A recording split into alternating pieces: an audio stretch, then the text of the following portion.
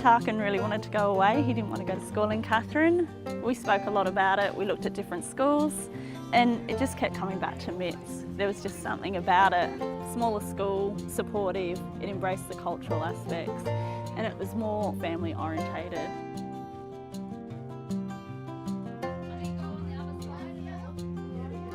They told me that he won a scholarship to attend MITS.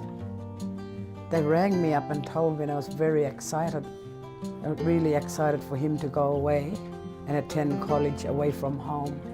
I'm just pretty happy, you know, that a lot of the kids are getting their scholarships, you know, because you're going to see a lot of, you know, Indigenous students graduate and succeed. And that's all we want for our kids. I was a bit sceptical in the first instance because I thought she wouldn't, you know, make it coming in, getting a bit depressed and a bit sad because it's a long distance away from our families. But you know, a month or two, she got over it, and I was amazed about that. You know?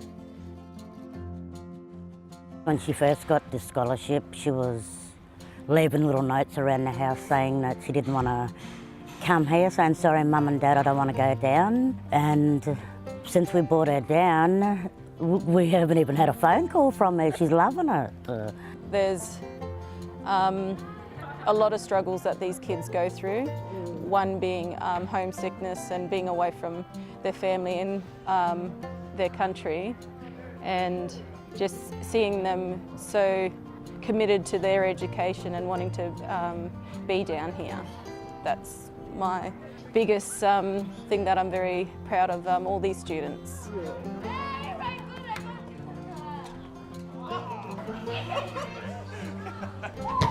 Orientation was really, really good because it was a chance to see where he was going to be living, where he was going to be spending all of his time, meet the people that are behind MITS and the staff, and for me it was a chance to meet the other parents and make some connections there, which has been really, really good because we're all going through the same journey together.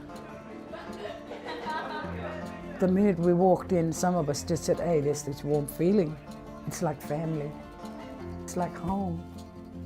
It is important that, you know, we feel that MITS, it's a safe place to send our kids to.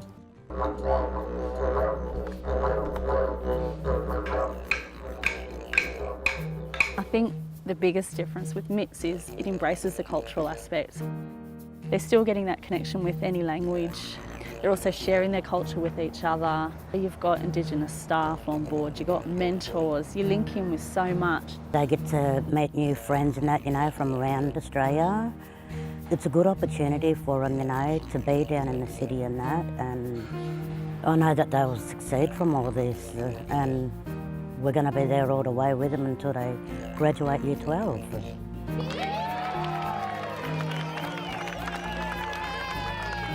Like in all the communities in the NT, there's kids like from dysfunctional families, then break-ins and this and that.